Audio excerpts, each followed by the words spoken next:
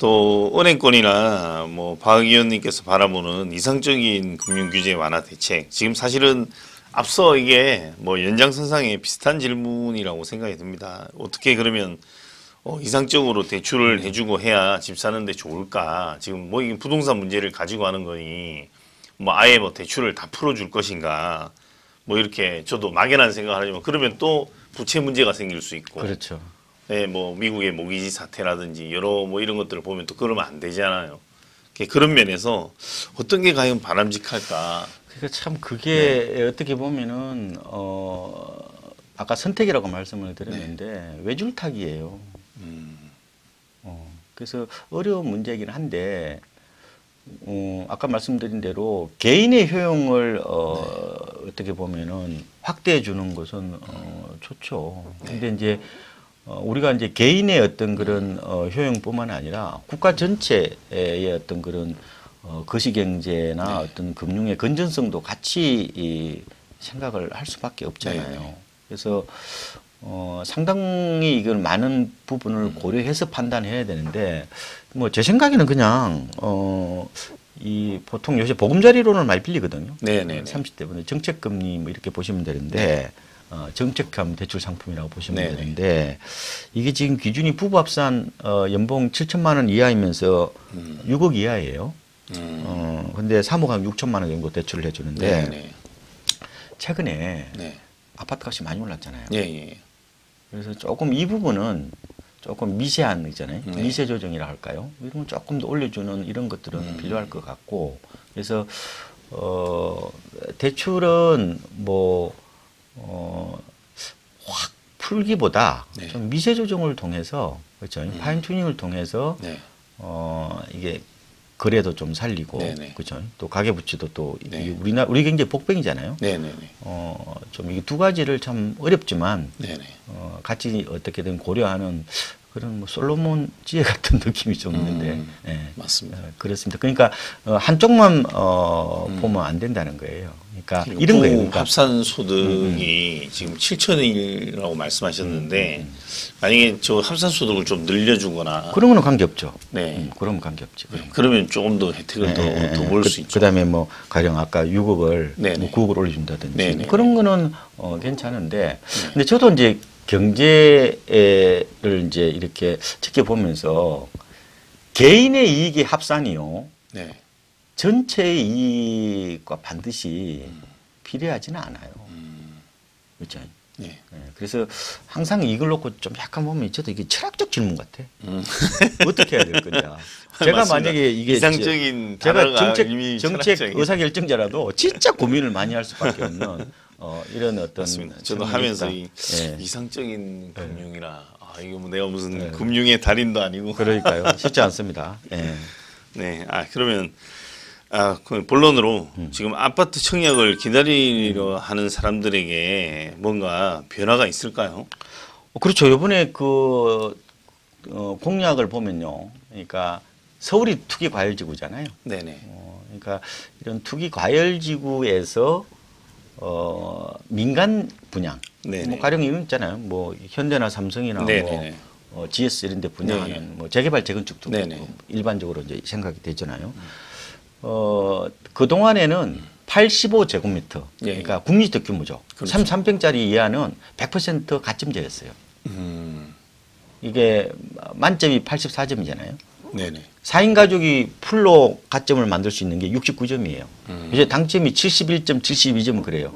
거의 천년기념물이 당첨된다 뭐 이런 얘기 할 정도로 거의 넘사벽이었거든요. 그러니까 30대들이 여기에 희망을 걸지 않고 전부 다 기존 주택 시장으로 패닉 바잉으로 간 거 아니에요. 그러니까 이걸 분산시킬 필요가 있다 그래가지고 저도 계속 이거 옛날에 욕을 했던 거거든요. 이거는 반영이 됐어요. 너무 좋은 거죠. 제 기록에 보면 네이버 치면 다 나와. 반영이 됐다니까. 위원님도 좀 인수위로 가서 아니요, 저는 아니고. 왜냐하면 이게 그 동안에 수요를 좀 분산할 필요가 있는 거거든요. 그래서 이번에 말씀드린 것처럼 투기 과열지구에서 중소형이 주로 33평형 이하를 말하는 건데 이게 100% 가점제에서 60제곱미터 이하는 60% 추첨제. 되게 그다음에 좋네요. 60에서 85제곱미터까지는 추첨제가 30%. 예. 근데 30대들이 저는 이걸 관심 가져보시라고. 이거는 네. 국회 갈 필요도 없어요. 네네. 이거는 주택 공급에 관한 규칙이기 때문에 네네. 이거는 국토부에서 그냥 의사결정 해버리면 되는 거예요. 이게 시행령도 아니고 시행규칙입니다. 그래서 바로 시행할 수 바로 있겠네요. 시행하는 거죠, 이거는. 네.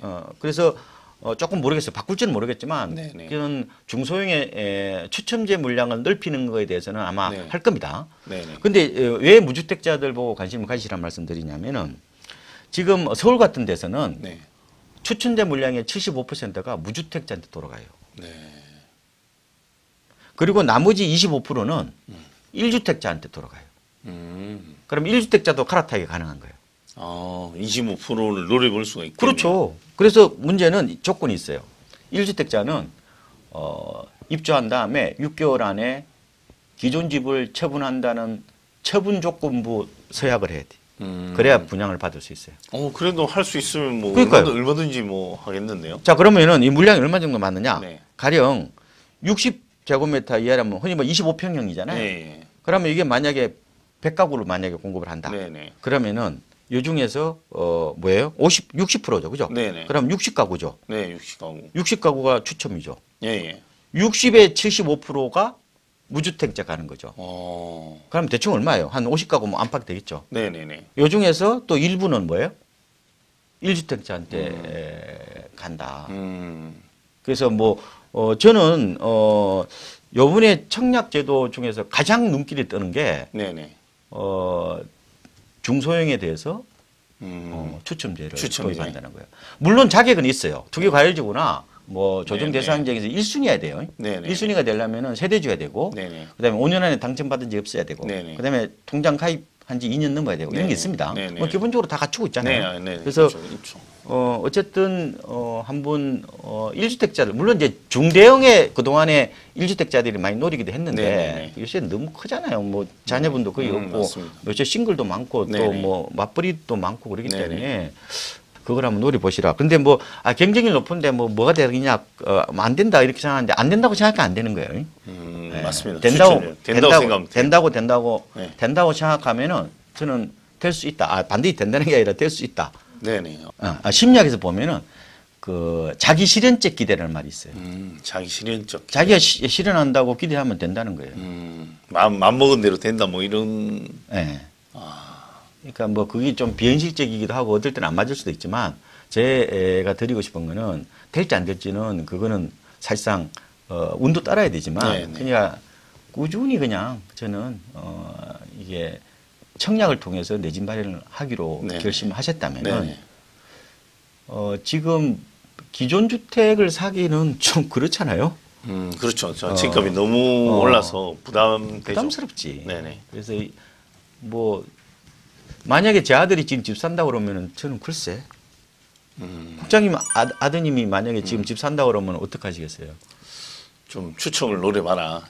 아니 그러니까 집 사라고 어떻게 지금이라도 쫓아가가지고 연끌 비토해라 무조건 사라고 아니죠. 얘기를 할 수가 하면 안 없잖아요. 되죠. 네. 왜냐면 미래는 알 수가 없으니까. 네네. 그래서 지금 상황에서는 어쨌든 간에 이 새로운 중소형의 가점제 부분에 대해서 조금 한번 고려를 해보시라. 네네. 네, 뭐 그렇게 좀 저는 말씀을 드리고 싶습니다. 네. 중소형 가점제를 노려라. 네. 저는 우리 박문갑 위원님께서 오늘 오셔서 가장 핵심을 네? 짚어주신 것 같습니다.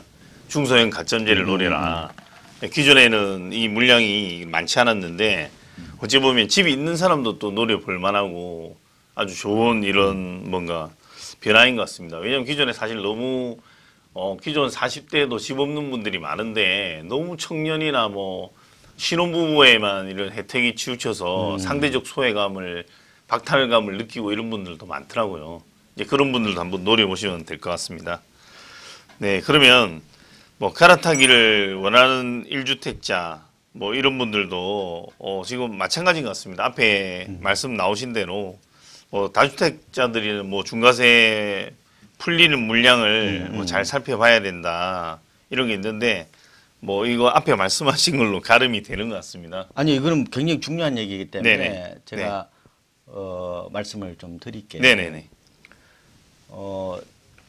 지금 양도세 그 한시적 감면이 네. 어쨌든 5월 11일부터 한 1년 동안 하는 거잖아요. 네네. 원래는 2년을 공약을 했죠. 근데 1년을 할 수밖에 없는 게 2년을 하려면은 법을 바꿔야 돼요. 소득세법을. 소득세법은 여러 집을 갖고 있는 사람을 중과하도록 이렇게 되어 있어요. 법에는. 시행령은 예외로 해가지고 이제 빠져나가는 거거든요. 어떻게 보면은. 그래서 2020년도에 한 번 했어요. 시행령 바꿔가지고. 그때는 10년 보유주택을 대상으로 6개월 했어요. 시행령은 예외로 빠져나갈 수 있다고 그랬죠. 근데 만약 2년을 해버리면은 어떻게 보면 시행령이 모법을 치받는 꼴이 되는 거예요.